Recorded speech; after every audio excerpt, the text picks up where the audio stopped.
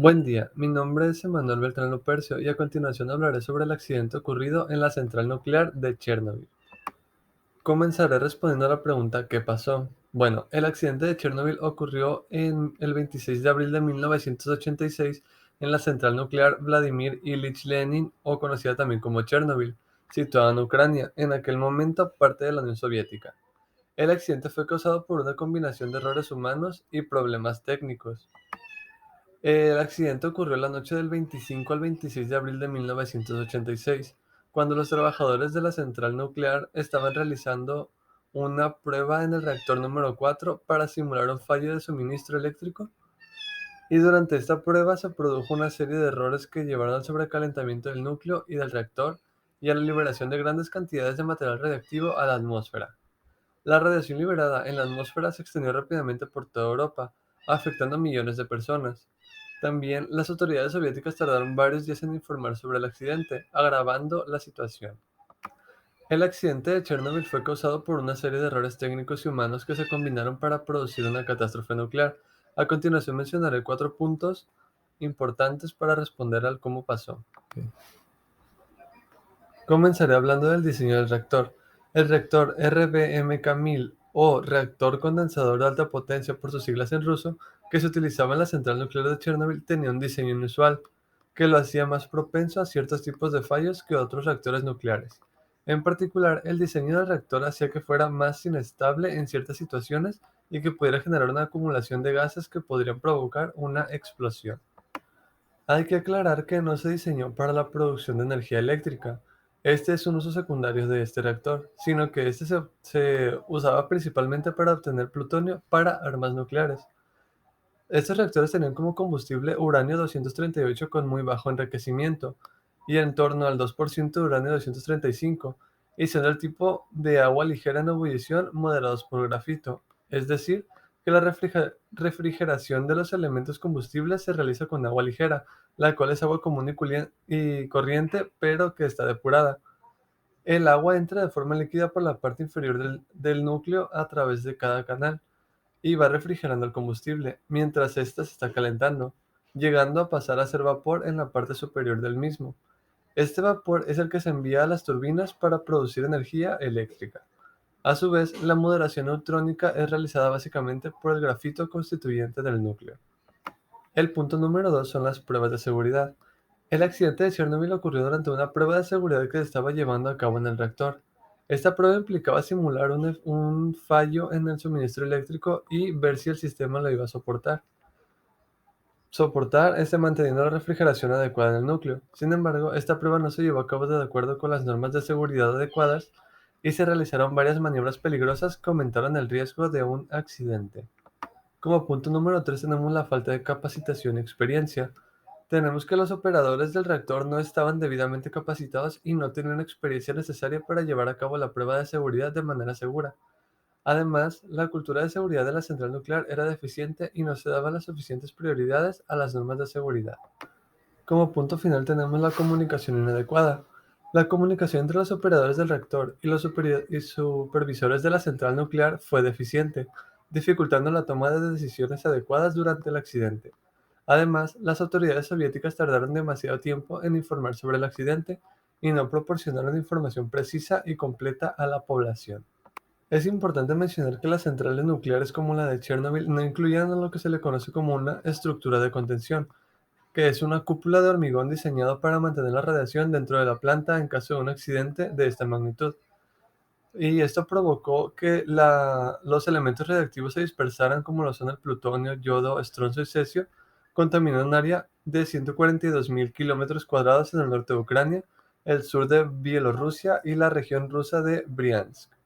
Además, los bloques de grafito utilizados como protección se incendiaron a alta temperatura cuando el aire penetró en el núcleo del reactor, contribuyendo a una emisión de materiales radioactivos al medio ambiente.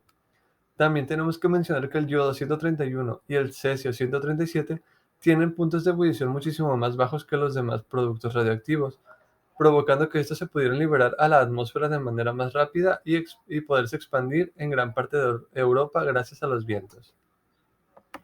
¿A quiénes afectó este accidente? Bueno, la explosión inicial cegó la vida de 2 trabajadores de la central. Otras 28 personas, incluidas bomberos y miembros de los servicios de emergencia encargados de la descontaminación, murieron durante los 3 primeros meses siguientes a la explosión a causa de una enfermedad por radiación aguda, y otro trabajador falleció por paro cardíaco. Los cerca de 50.000 habitantes de Pripyat, que es una región situada a 3 kilómetros de la planta, fueron evacuados 36 horas después del accidente. Durante las siguientes semanas también se procedió a la evacuación de 67.000 personas que vivían en todo el perímetro contaminado. La lluvia radiactiva, que fue 400 veces superior a la radiactividad liberada en Hiroshima, expulsó a más de 300.000 personas de sus hogares. Esto porque se realizó una zona de exclusión de 30 kilómetros cuadrados alrededor de la central nuclear. También, según un informe de la OMS, un estudio que se llevó a cabo por muchísimos científicos concluyó que la radiación de Chernobyl podría haber costado la vida de al menos 4.000 personas en los primeros 20 años después de la tragedia. Aunque es importante mencionar que la misma fuente, a mediados del 2005, mencionaba que el número de muertes atribuidas al desastre nuclear no llegaba a los 50 casos. Una de las enfermedades más generalizadas entre la población afectada fue la del cáncer de tiroides. Poco después del accidente se documentaron hasta 1.800 casos de niños de entre 0 y 14 años de edad.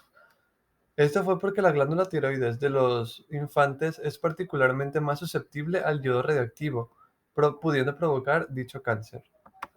¿Cómo se descontaminó la zona?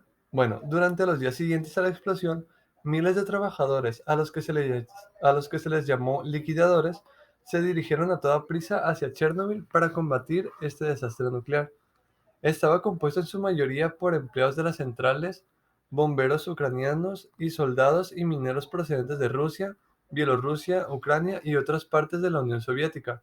Aunque no hay datos precisos, se estima que hubo aproximadamente 600.000 personas que se encargaron de descontaminar la zona. Los mineros del carbón excavaron bajo el núcleo para bombear nitrógeno líquido, y enfriar el combustible nuclear, mientras que los pilotos de helicópteros arrojaron 4.500 toneladas de plomo, arena, arcilla y otros materiales para sofocar las llamas y absorber la radiactividad. También tenemos que un equipo de soldados realizó incursiones cronometradas al techo de la central para limpiar los restos de grafito expulsados por la explosión, perdón. De estos 3.400 hombres, apodados irónicamente como biorobots, absorbieron en unos segundos las dosis de radiación de toda una vida. Las imágenes que se muestran en esta diapositiva fueron obtenidas de la serie de Chernobyl estrenada en 2019 en HBO Max. ¿Qué aprendimos de esta catástrofe? Bueno, las principales lecciones aprendidas del evento de Chernobyl, considerando la causa raíz que lo originaron y las medidas más relevantes, son las siguientes. Como punto número uno, tenemos que deben existir análisis de seguridad profundos y extensos para contemplar todo el espectro de posibilidades, y estos deben contar con revisiones técnicas independientes. También que los procedimientos de operación deben reflejar las posibles consecuencias de operar un reactor con las deficiencias de diseño del reactor RBMK-1000 de Chernobyl. El organismo regulador debe ser completamente efectivo e independiente y priorizar siempre la seguridad frente a la producción. La cultura de seguridad debe estar siempre presente a nivel general en materia nuclear, tanto a nivel nacional como a nivel local, a nivel legislativo y regulatorio, a nivel de los titulares, incluyendo los supervisores y operadores propiamente. Una lección importante fue que se vio que los accidentes en reactores nucleares pueden tener un impacto regional y no solo en la zona, en el medio ambiente y las personas, además de un impacto global en los planes para la expansión del uso de la energía nuclear. Actualmente, Pripyat, que es la ciudad que está situada a 3 kilómetros de la central nuclear, sigue sin ser un lugar habitable. Sin embargo, es posible ir a visitarla de manera turística. Aprovecho para hacer la invitación a que se den la oportunidad de ver la serie de HBO que se inspiró en este acontecimiento, ya que a pesar de modificar ciertos aspectos, es muy educativa para entender cómo pasó esta catástrofe y los estragos que ocasionó de manera inmediata. Por mi parte sería todo.